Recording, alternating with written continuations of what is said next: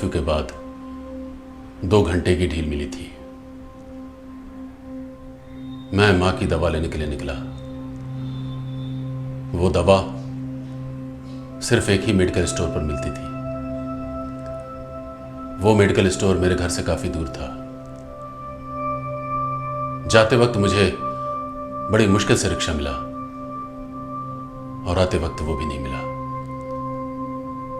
मैं पैदल ही घर की तरफ चल दिया। रात हो चुकी थी, चारों तरफ अंधेरा था। ऐसा लग रहा था जैसे पूरा शहर काला कंबल ताने सो रहा हो। दूर किसी कुत्ते के रोने की आवाज आई और मैं अंदर से सिहर उठा। मेरे पैर कांपे, लेकिन फिर भी मैं चलता रहा।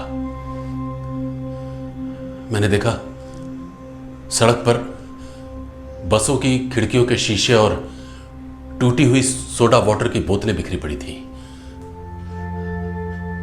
दाईं तरफ की फुटपाथ पर एक जली हुई कार का ढांचा नजर आ रहा था, जिससे अभी धुआं निकल रहा था। बाईं तरफ की फुटपाथ पर एकमात्र स्ट्रीट लाइट का उजाला और भी दहशत पैदा कर रहा था। अचानक मुझे ठोकर लगी और मैं गिरते गिरते बचा। मैंने देखा सड़क पर बड़े बड़े पत्थर बिखरे पड़े थे, जो शायद ट्रैफिक को रोकने के लिए डाले गए थे। मेरा पैर अचानक एक जलती हुई लकड़ी से टकराया। उससे चिंगारियां निकली और उस रोशनी में मैंने देखा कि वो कोई मिल्क बूथ था। मैंने गौर से देखा तो पहचान गया कि ये मिल्क बूथ तो वही है जहां से हमारे मोहल्ले वाले दूध लाते हैं। मतलब मेरा मोहल्ला काफी करीब आ चुका था।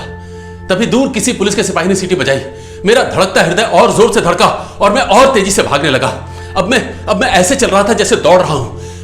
मैं अपने अगल बगल की दोनों तरफ की बिल्डिंगों को देख रहा था।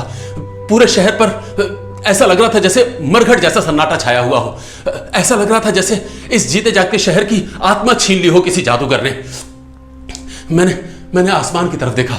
मुझे 2-4 तारे तो नजर आ रहे थे, लेकिन चांद का कोई अता पता ना था। ऐसा लग रहा था जैसे दंगाइयों ने पत्थर मारकर चांद की फानूस भी तोड़ दी हो। अचानक मैं दौड़ते मदनपुरा चौराहे तक पहुंच गया। यहां से दाईं तरफ जाने वाली गली मेरे घर को जाती थी। मैं गली में इतनी तेजी से मुड़ा कि अंधेरे में खड़े बिजली के खंभे से टकराते बचा। मैंने राहत की सांस ली और 4 कदम आगे बढ़ा ही था कि मुझे खुद से लगभग 10-12 मीटर की दूरी पर एक परछाई सी दिख पड़ी। मेरे पैर मानो जम गए। मुझे लगा यह कोई दंगाई ही होगा। मैंने अपनी जेब से पर्स निकाला, मोबाइल लिया, अपनी रिस्ट वॉच निकाली और उसकी तरफ हाथ करके आगे बढ़ा कि इससे पहले इन चीजों के लिए वो मेरे ऊपर हमला करे, मैं उसे ये दे दूं। परछाई में भी हरकत हुई। मैं समझ गया कि वो अपनी जेब से छुरा निकाल रहा होगा और पलक झपकते ही मेरी अतड़ियों को काट के बाहर निकाल देगा। इससे पहले कि वो मेरे ऊपर हमला करता, मैं जोर से चिल्लाने के लिए चीखा, मुझे मत मारो, मुझे मत मारो। मेरी बूढ़ी मां घर पर मेरा इंतजार कर रही है। मेरी बीवी, मेरे 2 छोटे बच्चे मेरी राह देख रहे हैं। मुझे मत मारो, मुझे मत मारो।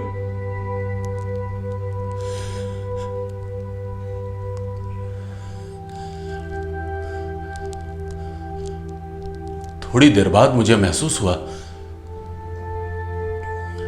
कि यह आवाज तो मेरी नहीं थी।